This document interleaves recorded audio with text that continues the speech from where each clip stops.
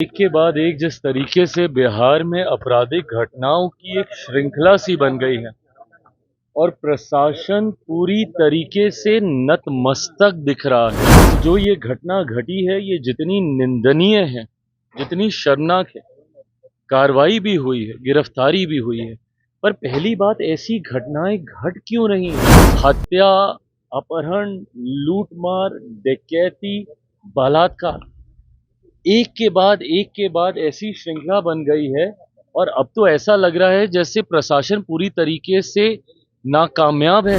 तो ये आने वाले दिनों में एक बहुत भयावह परिस्थिति उत्पन्न कर देगा हमारे प्रदेश के लिए, उत्पन्न हो चुकी है। कोई भी अपराधी आपके राज्य में आपराधिक घटनाओं को कैसे अंजाम दे रहा है प्रशासन के रहते हुए, या तो फिर इसमें प्रशासन की मिली भगत है और या फिर प्रशासन इस पे लीपापोती करने का कार्य कर रहा है। 2020 का वो साल था जब बिहार विधानसभा का चुनाव हुआ था और बिहार विधानसभा के चुनाव में नीतीश कुमार की नंबर 3 की हैसियत वाली पार्टी चिराग पासवान ने बना दी थी। फिर समय बदला और वर्तमान में एनडीए का हिस्सा चिराग पासवान है। भले ही एनडीए का हिस्सा चिराग पासवान हो, लेकिन फिर से वो नीतीश कुमार पर लगातार हमलावर हैं। यानी 2020 की वस्तुस्थिति देखने को मिल रही है। बिहार में बढ़ते अपराध को लेके लगातार चिराग पासवान हमलावर हैं। आज मीडिया से बात करते हुए चिराग पासवान ने गहरा दुख जताया और कहा कि बिहार जिसके मुख्यमंत्री नीतीश कुमार हैं, जिस सहयोग से ये सरकार चल रही है, उस सहयोग में हमारी भी जिम्मेवारी है, हमारा भी हिस्सा है। लेकिन कहीं ना कहीं बिहार में विधि व्यवस्था खराब है और हमें कहीं ना कहीं इस सरकार को सपोर्ट करना पड़ रहा है। हम दुख जाहिर करते हैं। मीडिया से बात करते हुए केंद्रीय मंत्री चिराग पासवान ने क्या कुछ कहा है, पहले आपको उनके बयानों को सुनवाते हैं। वहीं से बोलेंगे जो बोलना है। गया में एक बड़ी घटना हुई है जहाँ पर बीएमपी की महिला जवान के साथ एम्बुलेंस में गैंगरेप हुआ है और जिस तरीके से गिरफ्तार भी कर लिया गया है, बहुत बड़ा इंसिडेंट। देखिए, एक के बाद एक जिस तरीके से बिहार में आपराधिक घटनाओं की एक श्रृंखला सी बन गई है और प्रशासन पूरी तरीके से नतमस्तक दिख रहा है अपराधियों के सामने।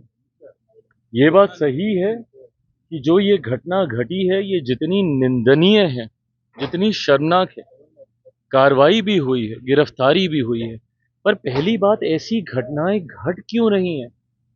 बिहार में जिस तरीके से हत्या, अपहरण, लूटमार, डकैती, बलात्कार एक के बाद ऐसी श्रृंखला बन गई है और अब तो ऐसा लग रहा है जैसे प्रशासन पूरी तरीके से नाकामयाब है इन घटनाओं को रोकने के लिए।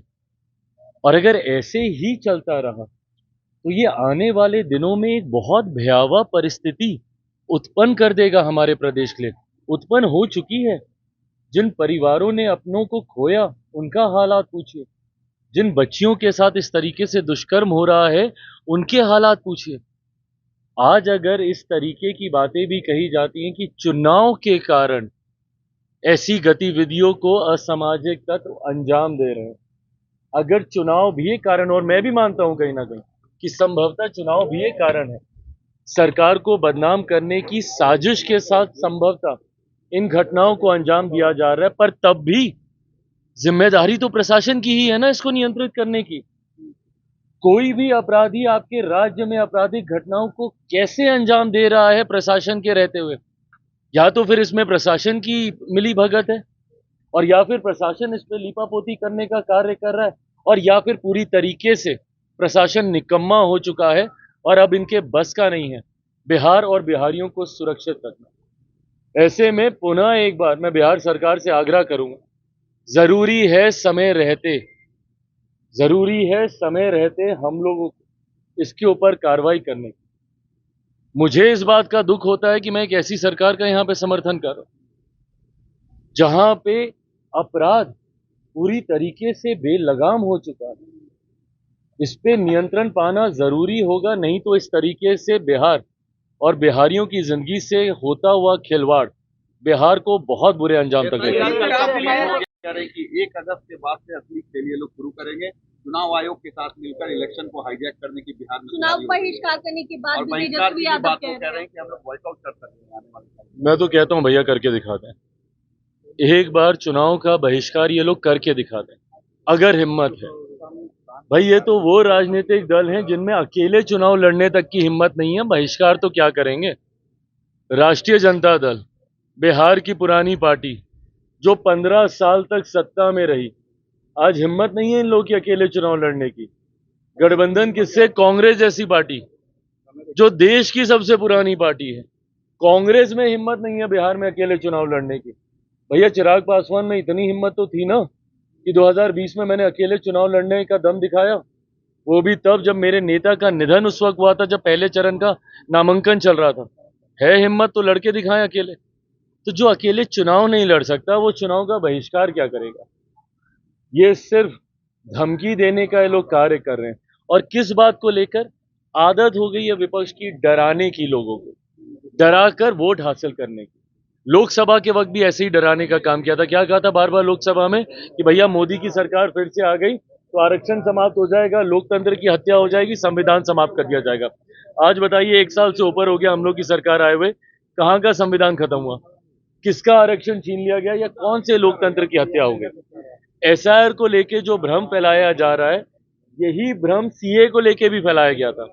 सोचिए, एक नागरिकता देने वाले कानून को इन्होंने नागरिकता छीनने वाला कानून बताकर देश के अल्पसंख्यक समाज को डराने का काम किया था। आज मुझे बता दीजिए कौन से अल्पसंख्यक समाज की कितने मुसलमानों की नागरिकता छीन ली गई जिस तरीके से डराया गया था सीए को लेकर। वैसे ही एसआईआर को लेकर पहले तो इन एंटीसिपेशन, अरे भैया इतनी जानकारी है आपके पास इतनी जानकारी है तो दे दीजिए ना सबूत। एक सबूत इन लोगों ने नहीं दिया। अगर इतनी जानकारी है कांग्रेस के पास, राहुल जी के पास, राजद के पास, तो दिखाए ना कि भैया कौन सा सही आदमी था जिसका इन लोगों ने कैंसिल कर दिया हो या जिसका नाम वोटर लिस्ट से हटा दिया हो। सिर्फ हंगामा हंगामा हंगामा। दिल्ली में सदन नहीं चलने दे रहे, यहाँ बिहार में इन लोगों ने सबको परेशान करके रखा हुआ है, सिर्फ इन एंटीसिपेशन कि ऐसा हो जाएगा, ऐसा हो जाएगा, ऐसा। अरे भैया क्या हो जाएगा और क्या हो गया? ये सरकार की भी जिम्मेदारी है, हम राजनीतिक दलों की भी जिम्मेदारी है, और चुनाव आयोग जो कि एक संवैधानिक संस्था है उसकी भी जिम्मेदारी है।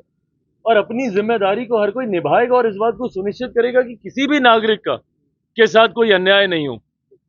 But at the same time कोई भी घुसपैठिया हमारे देश के सबसे बड़े अधिकारों में से एक मताधिकार का दुरुपयोग कर ले, ये भी हम लोग नहीं होने देंगे। आज की तारीख में कौन कंप्लेन करता था? भैया यही लोग जाते थे ना। क्यों जाते थे चुनाव आयोग के दरवाजे पे? अगर आपको कोई प्रक्रिया नहीं चाहिए थी, क्यों ये प्रोसेस अपनाया गया? इसीलिए अपनाया गया ना कि लोकसभा चुनाव के बार बार जाते थे ये लोग कि वोटर लिस्ट में धांधली हो रही है। महाराष्ट्र का तो अभी तक हम लोग को सुनाते हैं कि महाराष्ट्र का चुनाव तो हम लोग धांधली से जीते हैं। दिल्ली में सुनाते हैं कि वोटर लिस्ट में डुप्लीकेसी हो गई, नाम जोड़ दिए गए, नाम घटा दिए गए। अब भैया जब इसको लेकर एक इंटेंसिव रिवीजन किया जा रहा है कि कोई गलत ना हो, कई लोगों की मृत्यु हो गई है, उनका नाम दशकों तक चलता रहता है, वो हट जाए, कई नए नाम जोड़ने होते हैं वो नाम जुड़ जाए, जो फर्स्ट टाइम वोटर है उनके साथ कोई अन्याय नहीं हो। जब इस प्रक्रिया का पालन किया जाता है तो भी आपको शिकायत, नहीं किया जाए तो आप चुनाव आयोग का दरवाजा खटखटाते, आप नहीं थकते, तो चिट भी आपकी, पट भी आपकी, नहीं चलेगा। हकीकत यह है, 100 बात की एक मिनट 100 बात की एक बात, हकीकत यह है कि विपक्ष अपनी हार मान चुका है। अभी तक ईवीएम पे ठीकरा फोड़ा जाता था, ईवीएम को बदनाम किया जाता था, अब वो बहाना इन लोगों का चलता नहीं है। तो अब इन्होंने अगले 3-4 साल के लिए एक नया बहाना निकाला है, वो है वोटर लिस्ट को लेकर। तो आपने सुना, चिराग पासवान काफी चिंतित हैं, दुखी हैं, और 2020 में जिस प्रकार से बगावती सुर अपनाते हुए नीतीश कुमार और एनडीए के खिलाफ चुनाव लड़ा था और जिसका खामियाजा कहीं ना कहीं नीतीश कुमार को भुगतना पड़ रहा, काफ़ी सीटें कम आई थी। एक बार फिर से 5 सालों के बाद 2025 में बिहार विधानसभा का चुनाव है। बढ़ते अपराध के ग्राफ पे चिराग चिंता जाहिर कर रहे हैं। कहीं ऐसा तो नहीं कि चिराग आने वाले समय में बढ़ते अपराध को लेके एनडीए से फिर से अपना रिश्ता और नाता तोड़ेंगे और फिर से अकेले चुनाव के रथ पर सवार हो जाएंगे, यानी फिर से एनडीए के खिलाफ चुनाव लड़ेंगे? ये तो आने वाला समय ही बताएगा, लेकिन कहीं ना कहीं बढ़ते अपराध को लेके नीतीश कुमार पर लगातार चिराग पासवान हमलावर हैं। सहयोगी सौरभ के साथ रोहित, नटराज न्यूज, पटना।